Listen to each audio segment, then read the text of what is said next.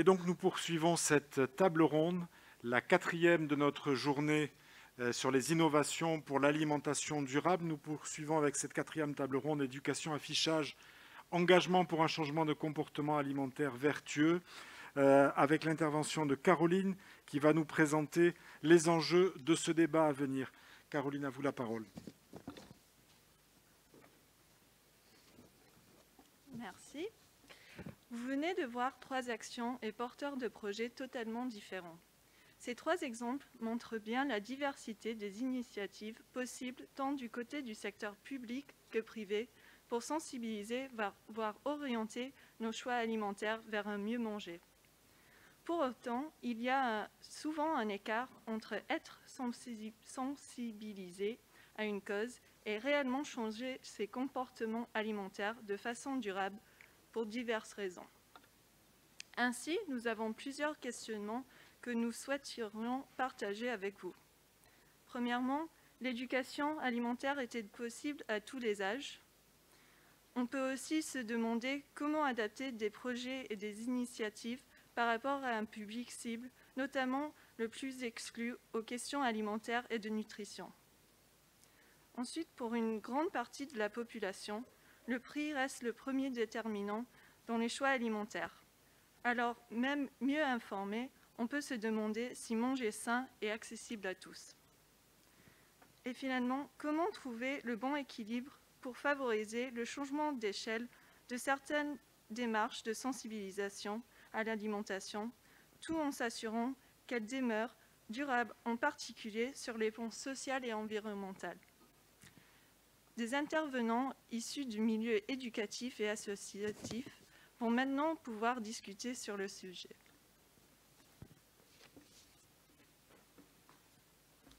Merci Caroline pour cette présentation avec une toute petite pointe d'accent tout à fait savoureux.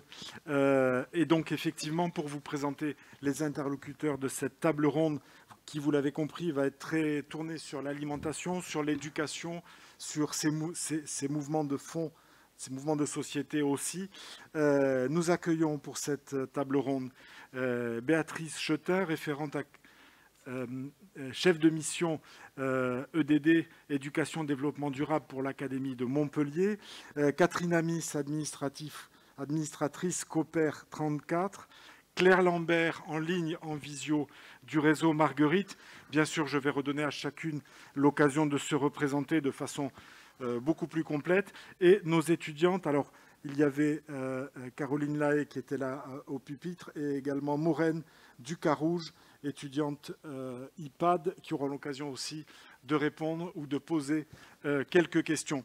Peut-être Claire Lambert, si vous êtes avec nous, je peux vous laisser la primeur de cette auto-présentation de vos responsabilités au sein du réseau Marguerite, vous qui êtes par ailleurs ancienne étudiante du master IPAD justement. Oui. Et ben, en tout cas, ravie de cette invitation. Je suis très heureuse de participer une deuxième fois à la JPAD. L'année dernière, j'avais justement présenté le réseau Marguerite en tant qu'innovation pour une alimentation durable. Et depuis le mois de janvier, j'ai un poste donc de chargé de mission dans cette association. Donc, on est une association lyonnaise. On est 2 salariés et on coordonne un réseau pédagogique qui est formé de différents établissements, une quinzaine d'établissements dans le Rhône et dans l'Ain principalement, donc des collèges et des lycées, qui portent des projets d'éducation agroalimentaire en lien avec leur territoire. Et donc, c'est des projets qui sont portés par les enseignants, des équipes pluridisciplinaires. Je pense qu'on aura l'occasion du coup de... Bien sûr. Nous revenons vers vous, on refait un tour de tribune pour faire mieux connaissance avec chacune de nos interlocutrices, et nous revenons vers vous. C'est toujours un plaisir d'aller à Lyon, même numériquement. Béatrice Chetin, vous êtes chef de mission EDD, Éducation Développement Durable pour l'Académie de Montpellier. Les programmes, les enseignements aux enjeux d'alimentation durable et anti-gaspillage, tout ça, c'est votre quotidien académique d'éducation. Si vous pouvez compléter cette présentation. Oui, je vais compléter cette présentation de la mission EDD au sein du rectorat de l'Académie de Montpellier. C'est une mission de coordination et d'accompagnement des enseignants sur la prise en charge de cette éducation transversale qu'est l'éducation au développement durable. Et comme toutes les questions qui concernent l'éducation au développement durable, la question des enjeux agricoles et alimentaires est une question qui concerne pratiquement tous les enseignements, vraiment tous les enseignements, et qui fait du lien entre le contenu de ces enseignements et des projets éducatifs qui sont menés dans les écoles et les établissements. Bien. Catherine Amis, administratrice du réseau Coopère 34 et également coordinatrice régionale du projet G2M, plus membre du collectif à ce titre, tout un plat. Vous avez toute une série de responsabilités pour développer, détailler les principales, s'il vous plaît. Oui, déjà parlé de Coopère 34, qui est le réseau Héroltais de l'éducation à l'environnement et au développement durable. Ce réseau représente 70 adhérents, donc collectivités et associations en font partie. Au sein de ce réseau, il y a différents groupes thématiques, dont un groupe alimentation qui représente 19 associations. L'objectif est bien sûr de mettre en place des projets, voilà, d'utiliser, on va dire, toutes les compétences, toute la diversité des acteurs, de permettre aussi des approches complémentaires et d'avoir aussi des projets qui sont créés en toute transversalité. Bien, merci à vous. Caroline et Maureen, j'aurai l'occasion de vous poser également quelques questions. Pour le moment, je souhaiterais, avec Claire Lambert, que nous puissions revenir sur le réseau Marguerite et sur l'initiative lyonnaise auprès de ces différents interlocuteurs dans une démarche d'éducation, enfin éducative, de sensibilisation à ces thématiques importantes. D'accord. Alors, juste, on aime toujours réexpliquer l'origine du réseau Marguerite. C'était un projet de recherche-action qui date le premier projet de 2013, qui était porté par Julie Le Gall, donc enseignante-chercheuse en géographie à l'ENS de Lyon et une enseignante d'histoire-géographie du collège des Minguettes à Vénissieux, donc un quartier prioritaire de la ville. Et Julie Le Gall se demandait pour les raisons de la déconnexion entre l'agriculture de proximité et certains publics, certaines populations. Et d'ailleurs, Camille Hochdé et Julie Le Gall ont été les premières en France à définir la notion de justice alimentaire. Et c'était un peu... elles ont utilisé ce principe-là pour développer leur projet éducatif. Et donc l'idée, c'était de collecter la donnée auprès des élèves, de comprendre leur représentation, quelle représentation ils avaient de l'agriculture locale. Mais quand on parle d'agriculture, c'est aussi tous les systèmes, tous les acteurs du système. Donc les agriculteurs, les transformateurs, les commerçants et l'aspect nutrition santé qui est aussi dans les programmes scolaires et l'aspect accès à l'alimentation, justice alimentaire. Donc ils ont développé tout un parcours pédagogique ancré dans les programmes scolaires. Donc c'est vrai que je rejoins les invités pour dire que l'alimentation, on peut en parler dans n'importe quelle discipline. Et au fur et à mesure des années, des nouveaux établissements ont été intéressés par le projet.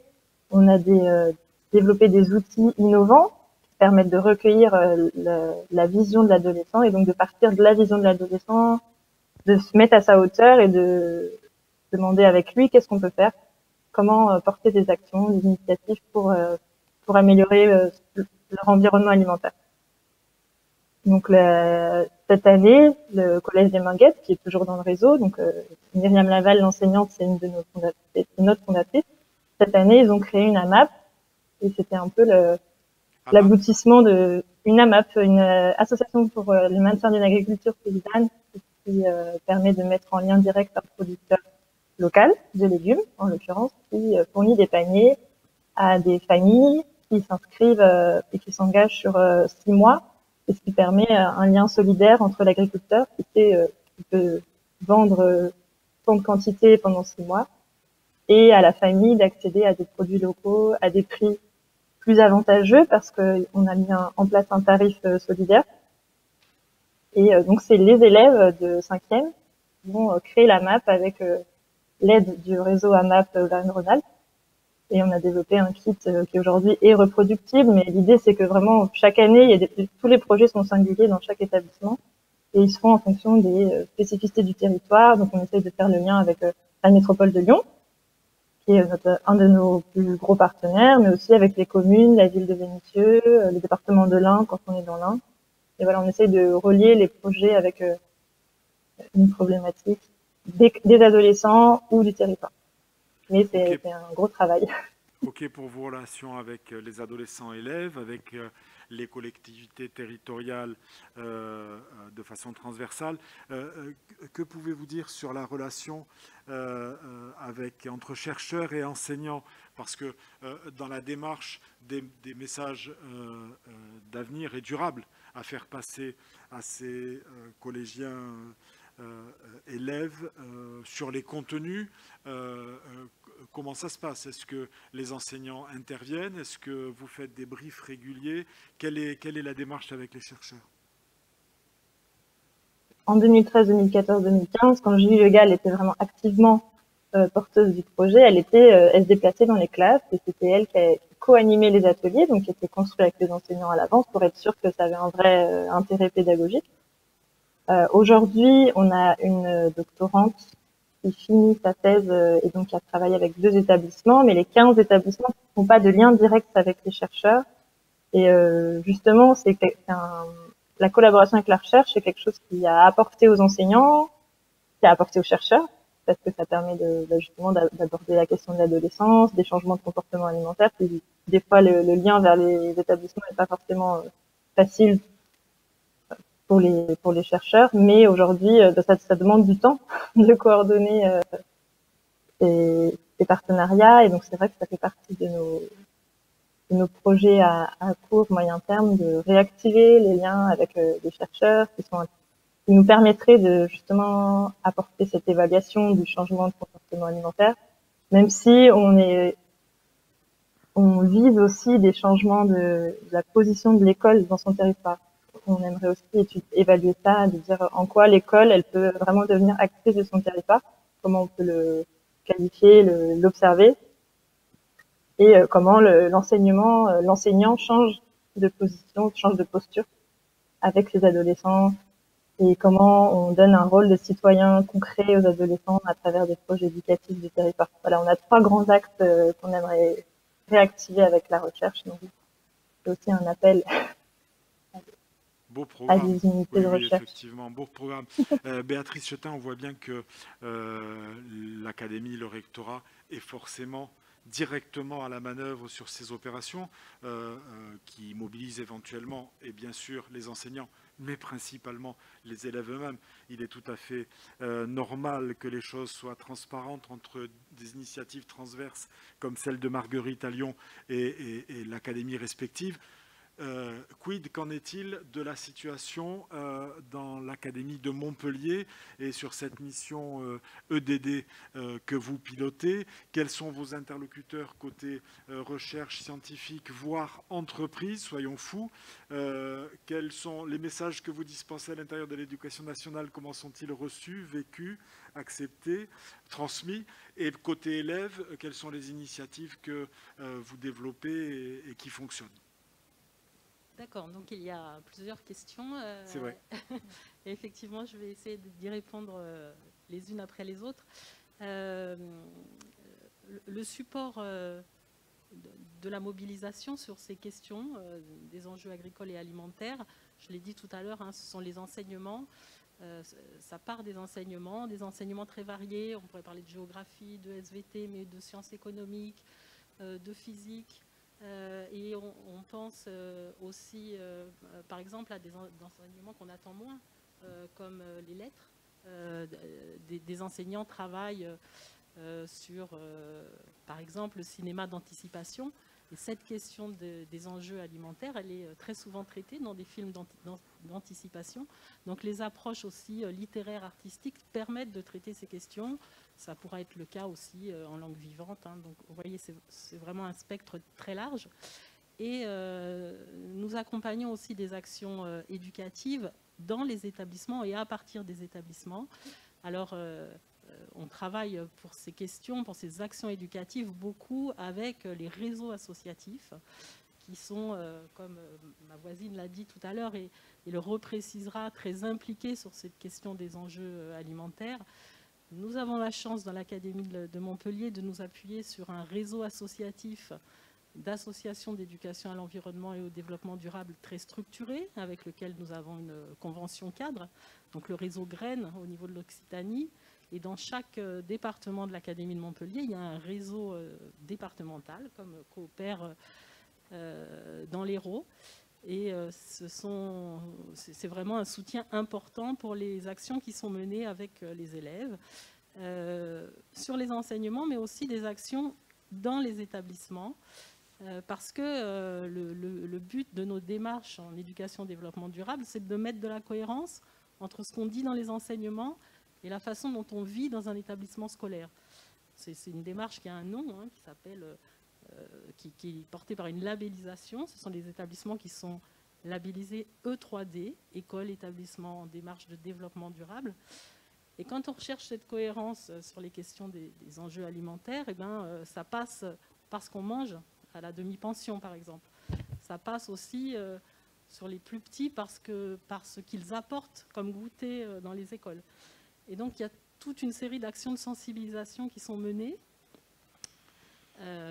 autour, sur les goûters, sur les petits, ça va être la question des déchets, mais aussi des déchets emballages qui accompagnent ces goûters. On voit que cette sensibilisation, elle s'adresse aux enfants, mais elle s'adresse aussi aux familles.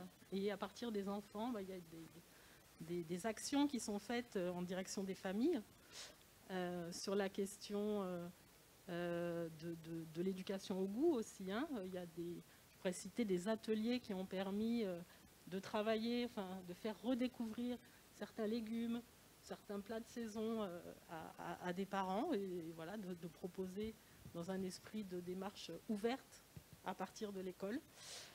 Et puis, alors, plusieurs types d'actions, des actions qui ont trait plus spécifiquement à la question de la réduction des déchets et d'autres actions qui ont trait plus spécifiquement à la question de l'alimentation durable.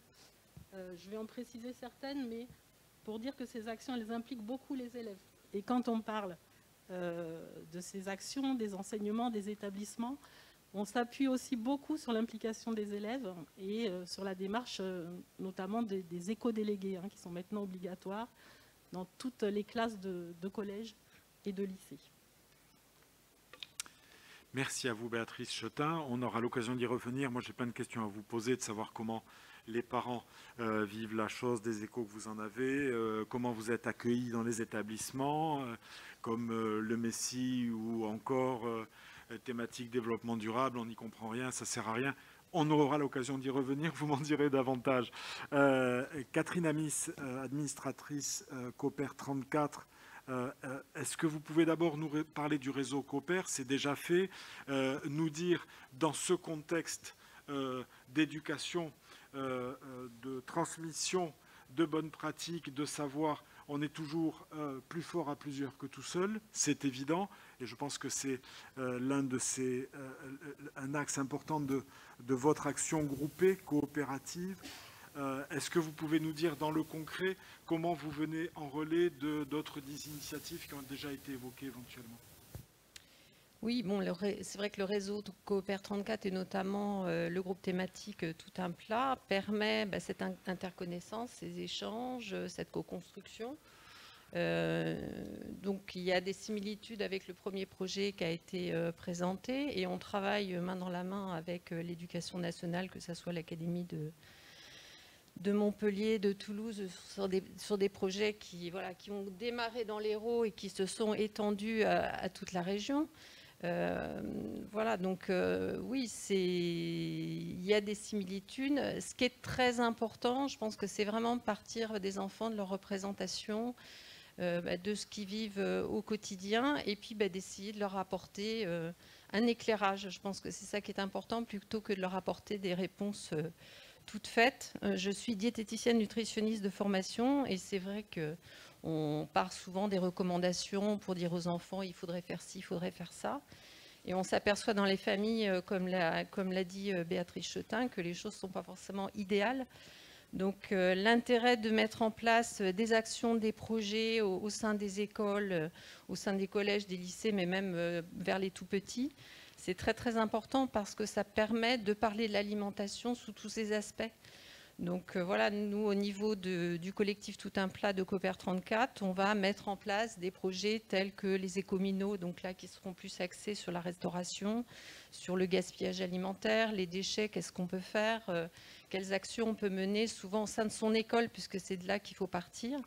Et je parlerai aussi du projet Goûter le monde autour de moi, ou G2M, qui est un projet que mon association, l'association dans laquelle je suis, et qui du coup est adhérente à Cooper 34 et au Rennes, met en place. On est parti d'un territoire, d'un produit de territoire, et on a travaillé avec les enfants, avec les enseignants, avec l'école, sur l'éducation au goût, l'éducation nutritionnelle, l'éducation alimentaire, la rencontre avec les producteurs, c'est repartir à chaque fois de l'école, du territoire dans lequel cette école se situe. Et puis aussi de faire se rencontrer, c'est-à-dire ce qui est important aussi, c'est que tous les publics puissent se rencontrer, qu'on mette aussi à contribution, on va dire, les familles. Je pense que ça, c'est très très important, parce que l'enfant, c'est pas lui forcément qui fait les courses, mais il est quand même le consommateur, et plus tard, il pourra faire ses choix un peu plus éclairés. Donc voilà, en résumé, des projets qu'on essaye de déployer en collaboration, bien sûr, avec l'éducation nationale et avec nos partenaires, les enseignants, pour mettre toutes les informations, donner toutes les informations pour que l'enfant puisse avoir un petit déjeuner peut-être un peu plus équilibré, un goûter plus équilibré, parler de l'environnement, de la biodiversité, de l'énergie. En fait, l'alimentation, c'est ça qui est génial avec cette thématique-là, c'est qu'on peut aborder tous les sujets ou par, on va dire, on va partir d'un prisme et puis arriver à proposer des éléments communs, et c'est ça qui est intéressant.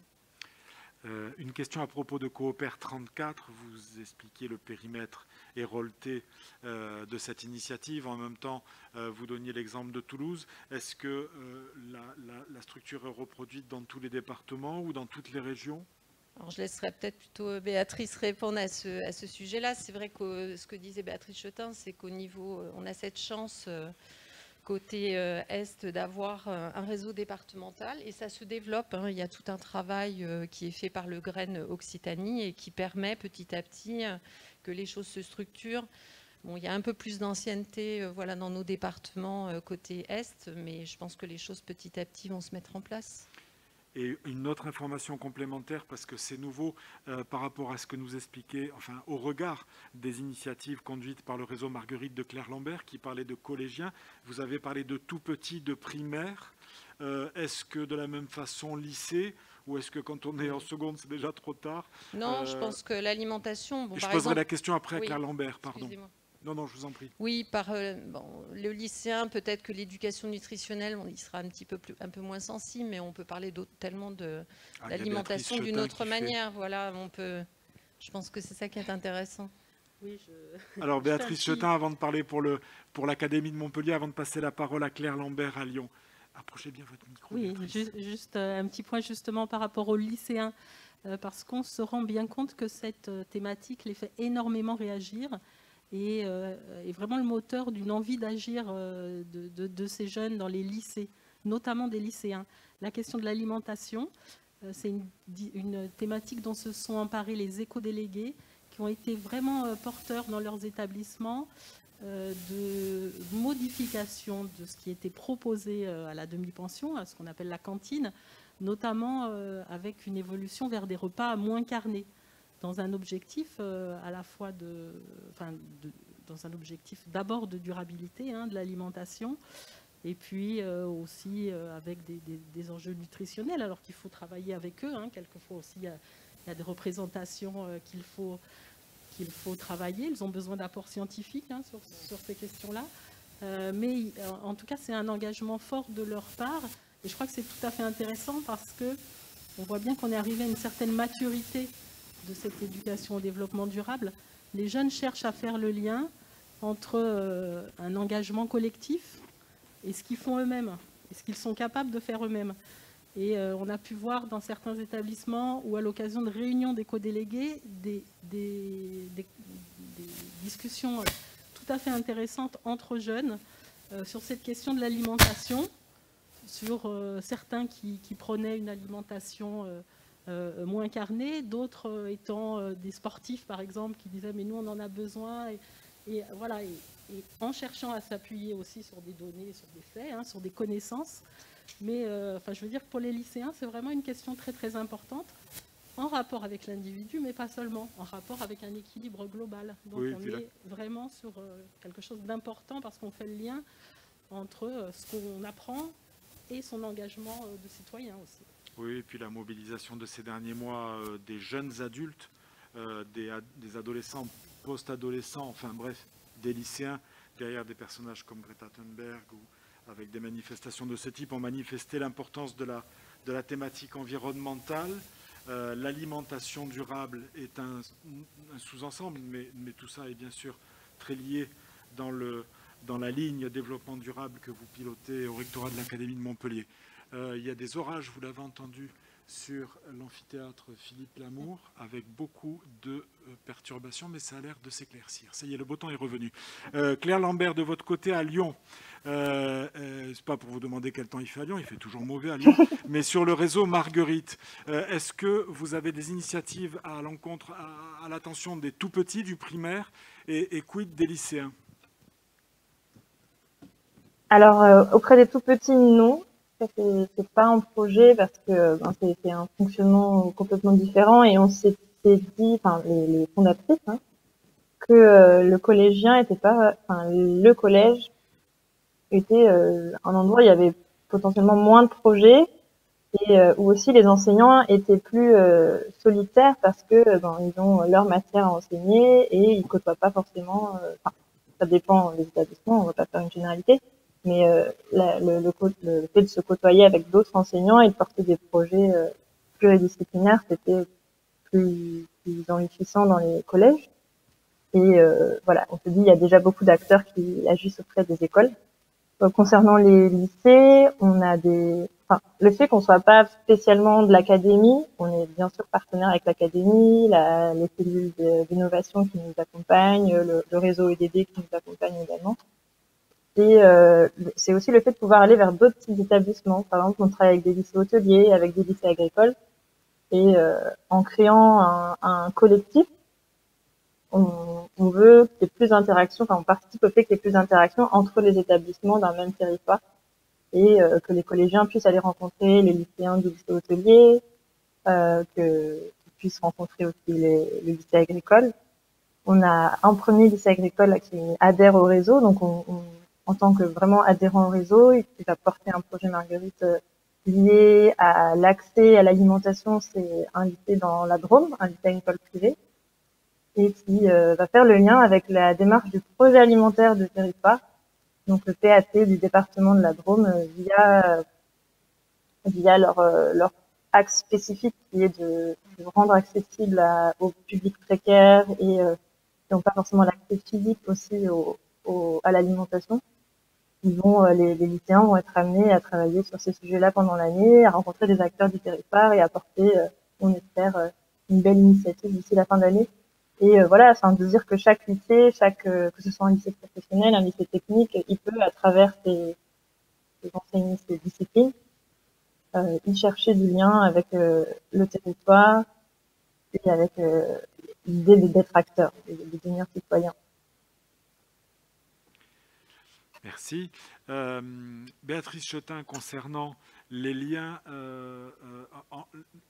votre mission en lien direct avec cette journée que nous partageons ici, vous êtes en train de développer, enfin l'Académie est en train de développer un partenariat avec Agropolis, une initiation des jeunes à la recherche, notamment une session est prévue le 17 avril sur l'alimentation. Est-ce que vous pouvez nous donner quelques éléments sur cette initiative? Et puis, ce qui nous intéresse aussi, c'est les coulisses, savoir est-ce que ça a été compliqué de mettre ça en place côté académie, ou ça s'est fait tout seul, côté Agropolis, est-ce qu'on est dans l'administration, ou est-ce qu'on voit le cap d'une nécessité, d'une cible qui devient urgente pour nos jeunes gens, et du coup tout le monde est très dynamique et va de l'avant.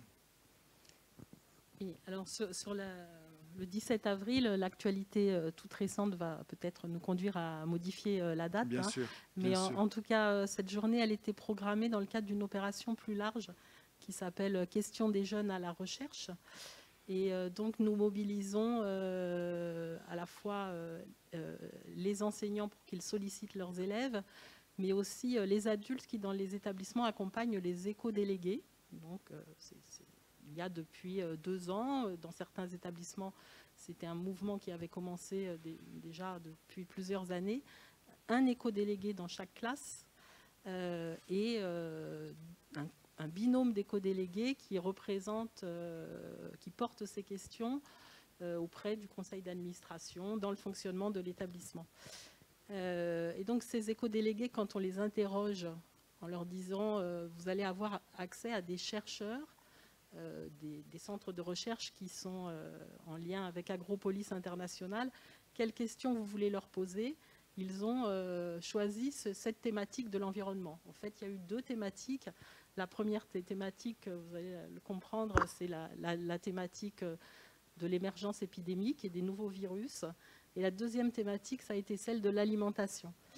Et les collégiens et les éco-délégués notamment ont eu beaucoup de questions à poser à ces chercheurs. Alors des chercheurs qui sont agronomes, qui sont géographes, qui sont économistes, socio-économistes, certains étaient présents dans la journée aujourd'hui, nutritionnistes, sur les questions de l'alimentation, sur les questions de l'agriculture. Donc ils ont pu poser ces questions directement. Ce sont il y a eu tellement de questions qu'on a été obligé de faire plusieurs sessions de cette opération directement sur l'alimentation. Donc les chercheurs proposent des réponses qui sont adaptées à ce public, qui est souvent un public de collégiens. On a 3 minutes, si je peux vous demander, s'il vous plaît, de nous dire quels sont les grands thèmes qui ressortent. Est-ce que c'est lié à un mode d'alimentation, à des produits bons pour la santé? Quels sont les grands thèmes qui ressortent? Voilà, je crois que ça a été évoqué aussi à travers les vidéos qui ont été présentées. Par exemple, la question du Nutri-Score et du classement A, B, C, D a été posée de façon très fine et des élèves se sont demandé si tous les produits qui étaient classés tout à la fin étaient mauvais ou pas. La question des aliments transformés, de la part des aliments transformés, la question de la place de l'alimentation carnée, la question de la présence des pesticides dans l'agriculture, la question de la localisation des productions agricoles. Ah oui. Alors ce sont des questions qui sont vraiment posées avec des mots d'enfants, des mots de jeunes, qu'on retrouve facilement.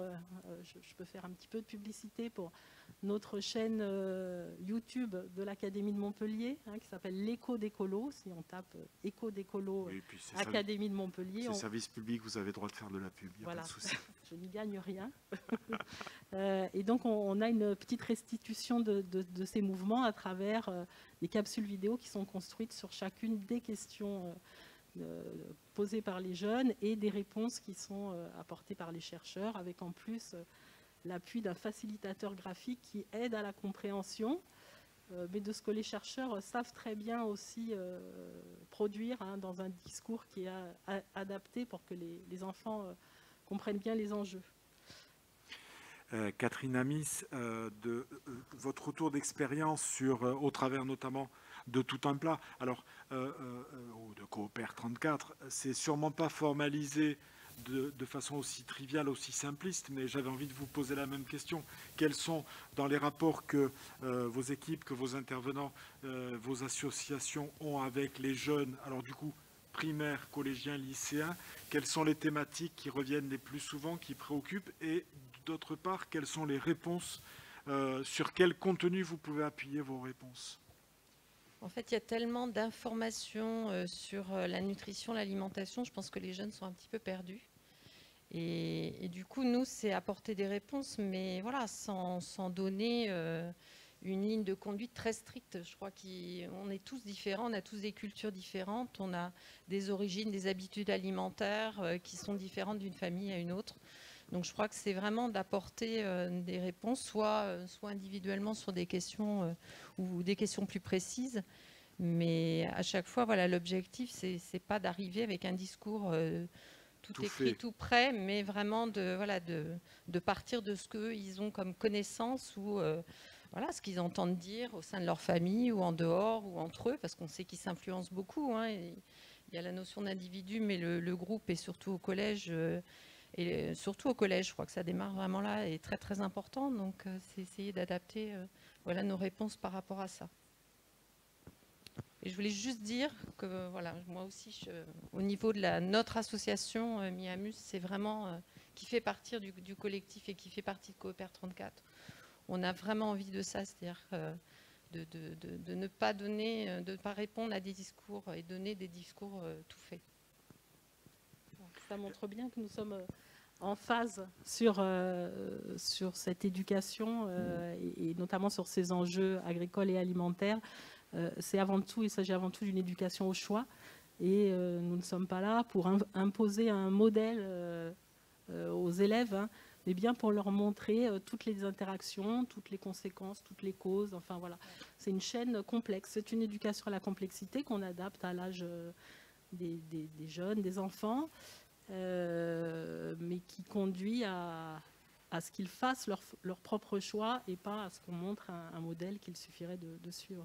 Oui, l'actualité de ces dernières semaines sur les menus dans certaines cantines et les polémiques qui s'en sont suivies nous apprennent à nous garder de toute démarche à l'emporte-pièce moralisatrice et qui imposerait à des jeunes et donc à des familles un environnement qui est à respecter de façon républicaine.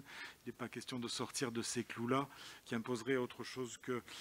et pour autant, ça ne répond pas à ma question de savoir du coup, parce que c'est encore plus difficile. Si on arrive avec voilà, les 10 commandements, il faut faire ça, ça, ça et ça. Celui qui ne fait pas ça, c'est pan sur le bec. Et si tu ne portes plus le masque à 18 h, on te coupe un doigt. C'est beaucoup plus difficile d'arriver en écoutant les jeunes, mais du coup, sur quel contenu vous appuyez les réponses que vous leur apportez? Alors nous, on suit quand même des politiques publiques, hein. On a quand même voilà, on a des critères quand même qu'on respecte, hein. On suit le PNA, on suit le PNNS, voilà, il y a déjà des orientations au niveau, le PNSE aussi, au niveau de l'environnement. On a quand même des grandes lignes de plan conduite. National pour l'alimentation, plan national pour nutrition santé. Nutrition santé, merci, et PNNSA.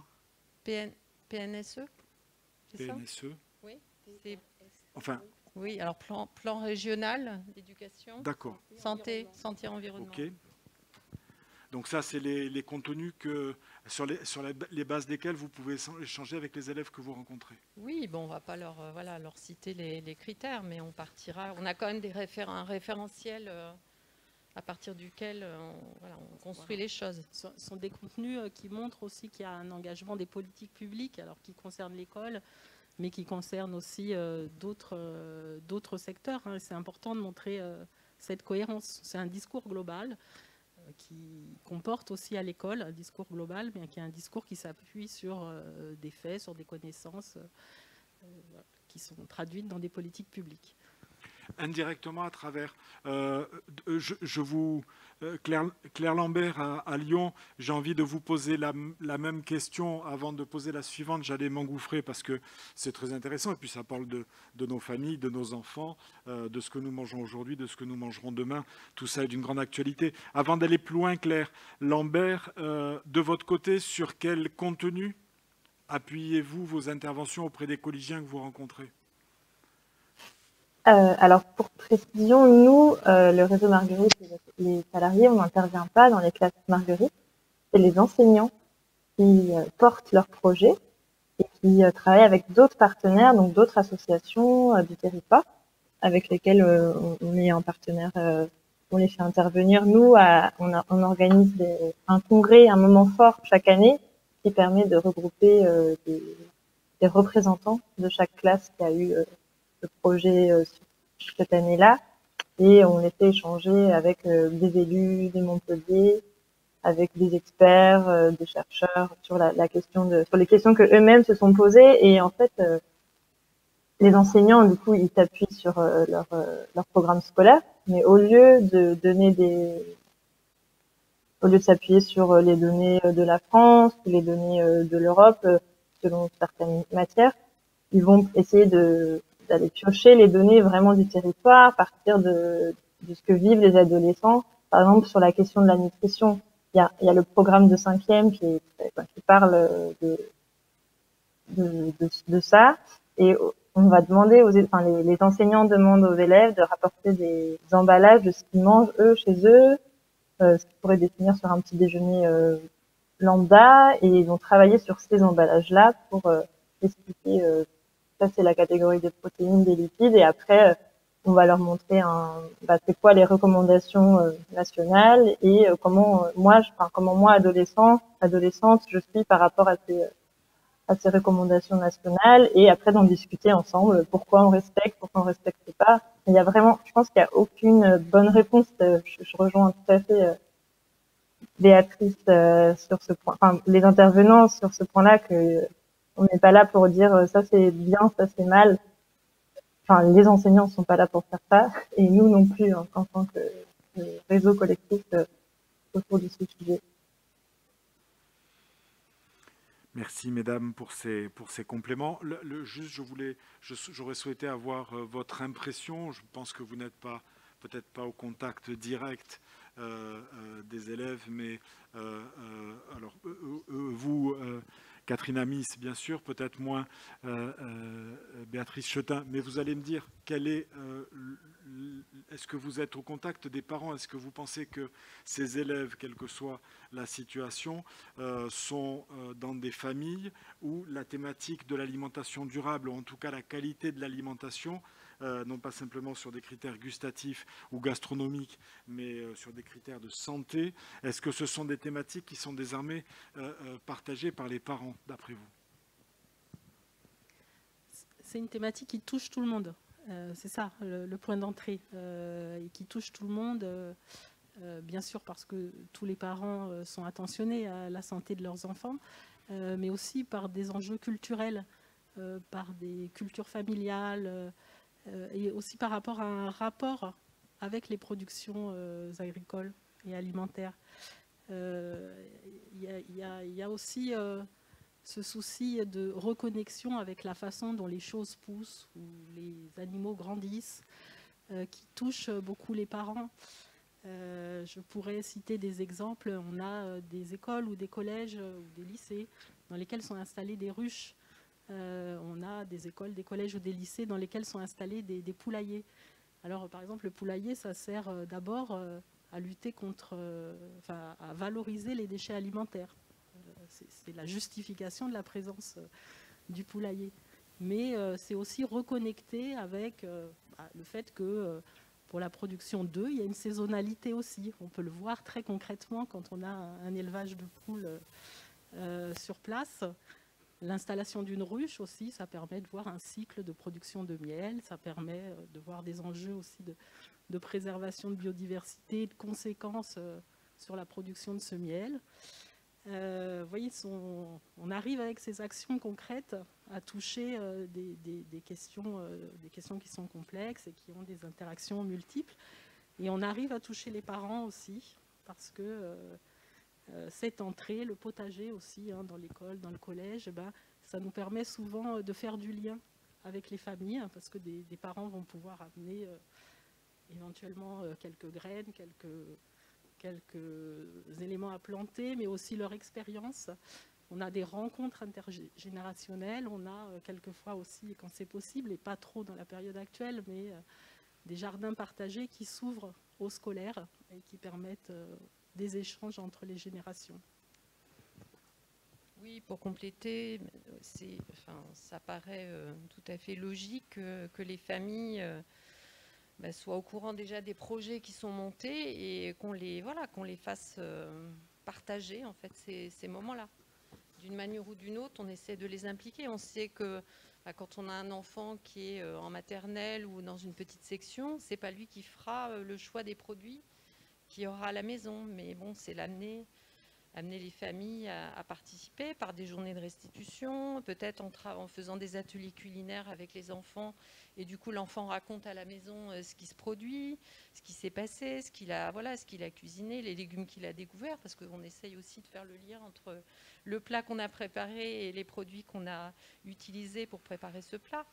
Donc, tous les moyens sont bons pour toucher les familles. L'objectif, il est là.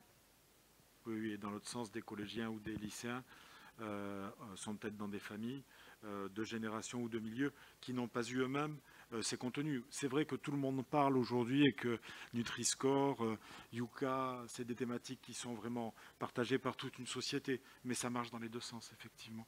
Alors, avant de donner la parole et de poser quelques questions à nos aspirantes chercheurs, à nos étudiantes et qui sont déjà chercheurs et qui seront la recherche de demain, c'est l'environnement et le cadre idéal pour présenter une liste de courses, de choses sur lesquelles vous, de votre connaissance du terrain, du primaire, du collège, du lycée, il serait intéressant pour les chercheurs d'essayer d'avancer, d'essayer de donner plus d'informations, de davantage les vulgariser, de quel côté vous auriez, quelles seraient vos demandes, et je vous passerai la parole après Claire Lambert, quelles seraient vos demandes vis-à-vis de la recherche pour faciliter, selon vous, l'adhésion à une culture du développement durable et notamment de l'alimentation durable auprès de vos interlocuteurs. Moi, ce qui me viendrait là, c'est l'idée de diversité de la recherche sur ces thématiques-là.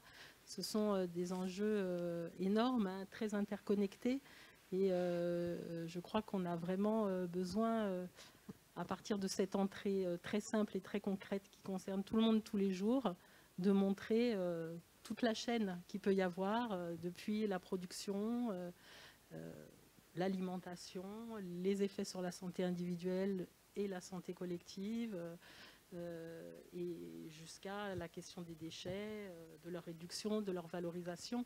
Donc c'est vraiment de pouvoir travailler à partir de l'alimentation sur toute cette chaîne-là, qui me semble intéressant. Donc le conseil, en tout cas, ce dont on a besoin, c'est de cette variété de regards vraiment, et cette multiplicité de sujets de recherche sur ces questions-là, parce que je crois que c'est loin d'être épuisé, et il y a encore des perspectives tout à fait intéressantes et stimulantes pour nos enseignements et pour accompagner les jeunes dans leurs actions.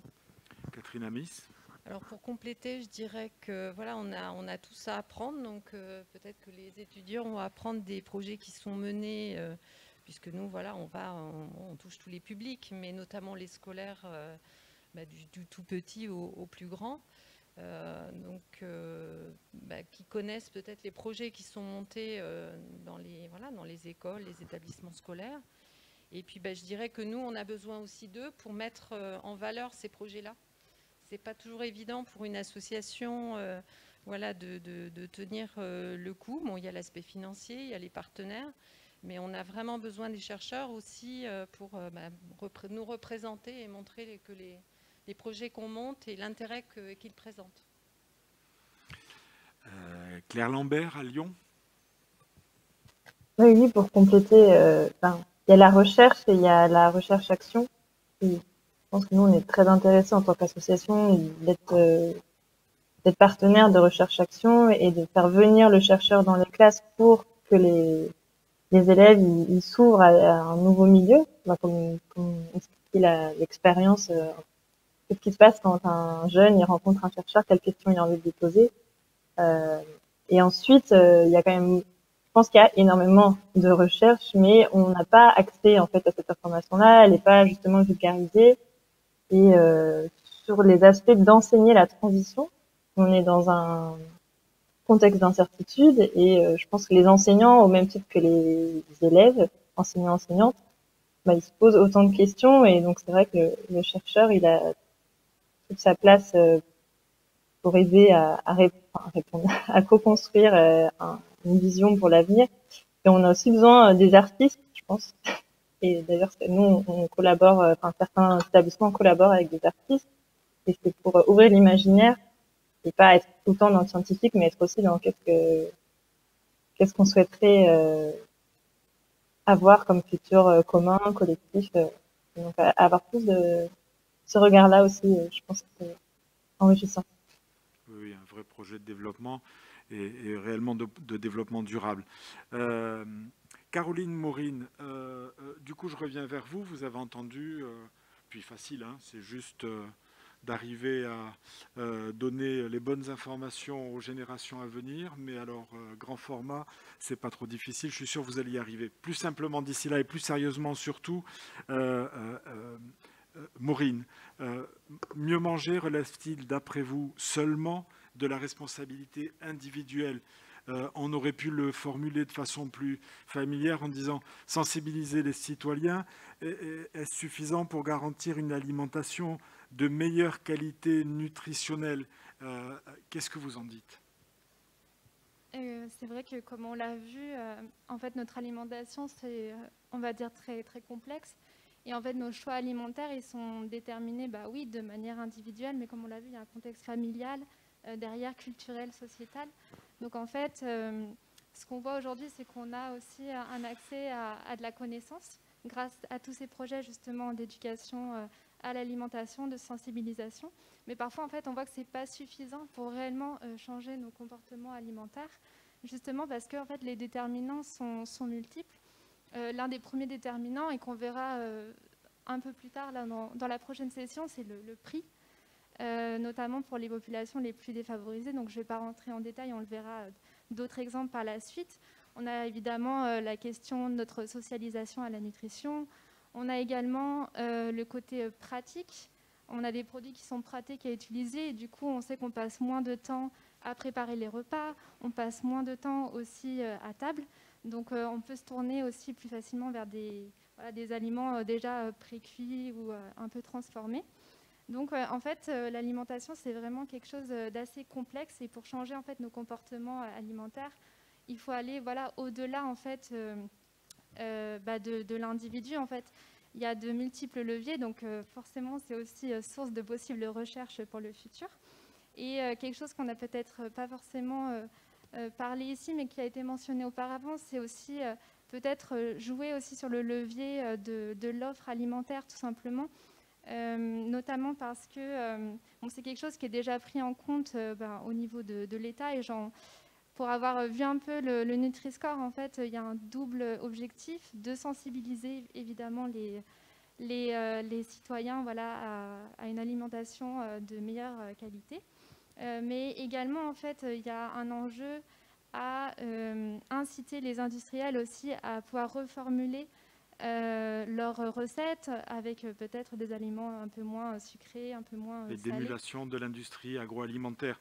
Pardonnez-moi de vous couper, mais c'est pour dire, je vais vous rendre la parole de suite après, pour dire que quelque part vous répondez à une question d'un internaute qui arrive immédiatement et qui dit « Est-ce réellement aux jeunes, aux mangeurs, de faire les efforts pour changer les comportements et pour mieux se nourrir ?» On a envie de répondre, oui, évidemment. Non, peut-être pas seulement, c'est votre réponse. Aidé par l'industrie agroalimentaire, aidé par, entre autres, les Nutri-Score et ce genre de dispositifs. Et la question est complétée, mais c'est la même chose dite autrement. N'y a-t-il pas d'autres acteurs qui pourraient agir et éviter de laisser les citoyens seuls face à tout ça? On est sur les mêmes thèmes. Et je vous laisse poursuivre sur la vidéo Nutri-Score. C'était vous, Maureen, je crois. Oui, là, je prenais du coup l'exemple du Nutri-Score parce que c'est celui que je connais le mieux. Mais disons, prendre aussi ce levier du côté de l'offre alimentaire et ne pas dire c'est que le citoyen qui doit pouvoir changer tout seul son alimentation. Utilisons tous ces leviers justement pour être plus efficaces, plus rapidement. Et en parlant d'autres acteurs, je pense que notamment, on n'a pas parlé des associations, par exemple, de consommateurs type UFC Que Choisir, Foodwatch, par exemple, qui aussi développent des campagnes de sensibilisation, notamment sur tout ce qui est marketing alimentaire et comment faire attention à ce qu'on achète dans les supermarchés, qui reste quand même l'un des principaux lieux d'achat des Français de leur alimentation. Et notamment parce qu'ils ont développé une campagne justement pour réguler tout ce marketing alimentaire et cette publicité qui touche aussi beaucoup les enfants, et notamment sur des produits souvent assez médiocres au niveau nutritionnel. Donc leviers et acteurs, oui, il y en a beaucoup. Donc il faut les saisir pour aller rapidement et avancer sur ce sujet. Effectivement, c'est beaucoup plus clair ainsi et c'est tout à fait juste. Et puis j'entends que pour les perspectives de la demi-décennie qui arrive pour vous à titre professionnel, en termes de carrière, vous avez déjà l'escarcelle bien remplie. Caroline, de votre côté, une question parmi les outils, les instruments dont la science et l'État disposent pour faire bouger les lignes, est-ce que la gastronomie très française, très sympathique, pourrait en être un. Est-ce que la gastronomie peut être considérée comme un levier innovant pour sensibiliser les citoyens sur l'alimentation durable? Là aussi, on a envie de répondre non, parce qu'on parle de manger, mais on parle de gourmet et on parle de mettre du charbon dans la locomotive d'un autre côté. On parle de deux choses très différentes et pourtant peut-être pas tant que ça. Quel est votre avis sur la question ? Oui, donc comme a été évoqué par avant, l'alimentation et je pense la gastronomie peut être un point d'introduction à ce sujet d'alimentation durable. Et même si c'est très simple, on aime tous manger et on aime tous manger bien.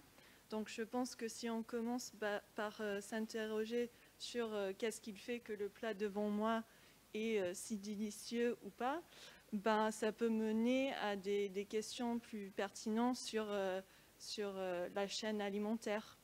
Et par exemple, dans ma vidéo qui vient d'être présentée sur le partenariat entre Slow Food et Airbnb, je parle du fait que c'est obligatoire dans chaque expérience Slow Food qu'il y a une partie dégustation. Et je pense que c'est bien parce que ça ouvre ces expériences à un public plus large qui est pas forcément qui ne connaît pas forcément déjà toutes les problématiques alimentaires ou les objectifs d'une organisation comme Slow Food, et ils peuvent être informés par la suite. Et aussi d'un côté un peu opportuniste, la gastronomie en ce moment est très en vogue. Donc je pense qu'on connaît tous les séries télévisées, des concours de cuisine ou les profils de réseaux sociaux qui sont dédiés à la gastronomie ou à des photos de plats bien gourmands. Et ces profils ont des millions d'abonnés. Et donc, je pense que si on peut trouver un moyen de transmettre des informations sur les questions d'alimentation durable à ce public, ça peut avoir un impact assez important. Et je pense qu'il faut faire gaffe par contre parce que sur ce format un peu commercialisé, bien sûr, il y a toujours l'objectif d'avoir un profit et aussi c'est pour se divertir. Donc forcément, on ne va pas très profondément dans ces sujets d'alimentation durable et du coup, s'il y a une option, un suivi après qui peut amener à des actions tangibles, ça c'est bien. Une réaction, Béatrice Chotin? Oui, une réaction, parce que c'est vrai que l'éducation nationale n'est pas non plus complètement étanche à certains phénomènes qui sont liés à des émissions de télé dont vous parliez. C'est vrai qu'on peut constater sur les dernières années qu'il y a eu un certain regain d'intérêt pour des formations en restauration et en pâtisserie notamment. Ça me permet de dire aussi que dans tous ces diplômes professionnels, ceux-là, mais d'autres aussi qui concernent des gens qui travaillent pour la restauration collective, qui sont des assistants en milieu familial ou dans des structures, on travaille aussi sur ces enjeux de transition écologique qui concernent l'alimentation.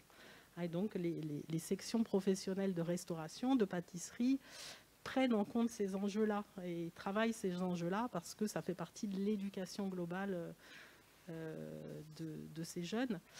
Et ça me permet de dire aussi que le fait de passer par le goût, enfin par ce rapport au sensible,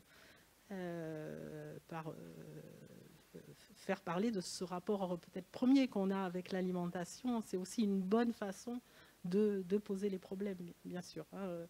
C'est pas un objet froid, l'alimentation, et ça passe d'abord par ce rapport, qui est un rapport de plaisir, et bien sûr qu'il ne faut pas du tout évacuer, et peut-être s'appuyer largement dessus. Donc l'éducation au goût est aussi un objet très très important pour traiter de ces questions-là, et en tout cas ne doit pas être séparé. Merci Béatrice Chetin, merci Caroline. Vous allez finir par nous faire aimer la télé-réalité française avec Top Chef, le meilleur pâtissier du monde et ce genre de choses, mais surtout pas de marque, c'est presque comme à la télé. Mesdames, Claire Lambert à Lyon, Catherine Amis, est-ce que vous voulez réagir sur ces deux présentations un peu disruptives, comme on dit de nos jours, que font ces étudiantes qui sont très intéressantes? Je blaguais sur la télé-réalité, mais dans une démarche de la gastronomie qui, fleuron de la culture française, et comme vous le soulignez, effectivement, ça commence par là, avec le lait maternel à la bonne température, et pourquoi pas s'en servir justement pour une démarche éducative très différente et très raisonnée. Et de la même façon, Maureen, sur non, vous n'êtes pas tout seul devant l'étiquette marquée encore 6 à l'arrière du produit. Il y a du monde autour de vous et on peut vous encourager à avoir des bons réflexes sans être invasif, moralisateur, comme vous disiez très bien, vis-à-vis de nos jeunes. Il y a des personnalités à respecter, des familles, des cultures évidemment, mais vous n'êtes pas tout seul devant votre étiquette écrit en tout petit et allez, je prends la couleur qui me va le mieux. C'est clair. Est-ce que Catherine, Claire, vous voulez rajouter par rapport à ces deux concepts des choses de votre côté? Sur le Nutri-Score, voilà, il existe, il est là. Il peut donner une indication. Je dirais quand il y a trop d'indications, on s'y perd. Quand on fait des lectures d'étiquettes de produits avec des élèves, déjà il faut prendre une loupe pour regarder ce qu'il y a. Après, ça donne souvent une composition... Et encore, ils sont jeunes. Oui, ça donne une composition nutritionnelle. Alors à partir de cette base-là, qu'est-ce qu'on fait? Donc c'est parfois un petit peu compliqué. Est-ce qu'il ne faut pas revenir? Alors on parlait de gastronomie, moi je parlerais de plaisir alimentaire, mais le plaisir alimentaire, c'est l'individu, mais c'est est-ce qu'il mange tout seul? Est-ce qu'il mange aussi avec d'autres personnes? C'est le contexte de restauration. Donc voilà, c'est tout ça qu'il faut prendre en compte. Donc c'est juste ces éléments-là que je voulais apporter. Donc le Nutri-Score, oui, mais pas que. Et puis sur d'autres, sur la gastronomie, mais il y aura tellement de choses à dire que je ne vais pas en dire plus. On pourrait y passer. C'est clair, évidemment. Claire Lambert à distance à Lyon, on vous laisse le mot de la fin et on en profite pour vous saluer numériquement. Sur la gastronomie, moi j'aurais juste aimé rebondir. C'est vrai que quand on parle des différentes dimensions de l'alimentation, on parle de plein de choses, dont la gastronomie et aussi la culture alimentaire, du fait que on est tous en France, mais on a des cultures différentes et s'appuyer là-dessus pour communiquer avec les adolescents et adolescentes, et du coup ça rejoint aussi le sujet d'inclure les parents d'élèves et mettre un point d'honneur à mettre en valeur ce qui est fait dans les familles de positif, et du coup de leur demander c'est quoi leur recette traditionnelle, et du coup on peut là jouer avec la gastronomie française versus la gastronomie africaine, et dire que utiliser cette notion-là de patrimoine alimentaire, de culture alimentaire avec les jeunes, si on pousse le projet au maximum, ça peut donner un concours de cuisine qui a été fait à Lyon avec VRAC, avec l'association VRAC, vers un réseau d'achat en commun. Et c'est un des projets qui a bien marché, énormément bien marché, qui pour nous fait le lien avec la famille et permet de ne pas être, comme vous disiez, prescripteur d'une certaine alimentation. Merci à vous, Claire Lambert. On est bien d'accord, la diversité est une richesse. On en profite pour vous saluer. Merci Béatrice Chetin, merci Catherine Amis, merci Caroline et Maureen. On fait 2 minutes de pause et on poursuit sur la table ronde suivante. Merci à vous.